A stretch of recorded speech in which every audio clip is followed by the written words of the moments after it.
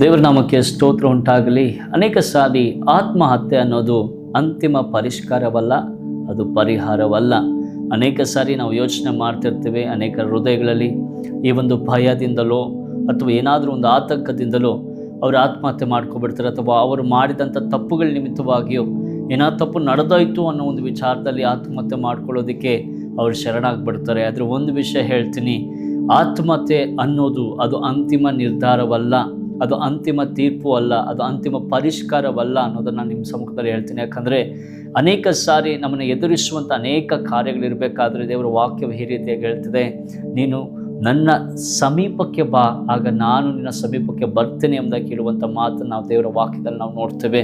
ಅನೇಕ ಸಾರಿ ನಮಗೆ ಕಷ್ಟ, ದುಃಖ, ವೇದನೆ ಅನ್ನೋಕ್ಕೋಸ್ಕರ ನಾವು ಹೋಗ್ತೀವಾದರೆ ನಿನ್ನ ಹೃದಯದಲ್ಲಿರುವಂಥ ಆಳವಾದಂಥ ನೋವನ್ನು ಅದನ್ನು ಸರಿಪಡಿಸಿ ನಿನ್ನನ್ನು ಹೊಸ ಮನುಷ್ಯನಾಗಿ ಮಾಡುವುದಕ್ಕೆ ಯೇಸುವಿಗೆ ಸಾಧ್ಯ. ದೇವರಿಗೆ ಅಸಾಧ್ಯವಾದ ಕಾರ್ಯವು ಯಾವುದಿಲ್ಲ. ಆತ್ಮಹತ್ಯೆ ಅನ್ನೋದು ನಿನ್ನ ಅಂತಿಮ ಪರಿಹಾರವೋ ಪರಿಷ್ಕಾರವೋ ಅಲ್ಲ. ದಯಮಾಡಿ ಹೇಳ್ತೇನೆ, ನಿನ್ನ ಹೃದಯವನ್ನು ಆತನ ಕೈಗೆ ಕೊಟ್ಟು ನೋಡು, ದೇವರ ಸಮೀಪಕ್ಕೆ ಬಾ, ಆಗ ಆತನು ನಿನ್ನ ಸಮೀಪಕ್ಕೆ ಬರುವನು ಎಂಬುದಾಗಿರುವಂಥ ವಾಕ್ಯವನ್ನು ಮತ್ತೆ ನೆನಪು ಮಾಡ್ಕೊಳ್ಳಿ. ದೇವರು ನಿಮ್ಮನ್ನು ಆಶೀರ್ವಾದ ಮಾಡಲಿ.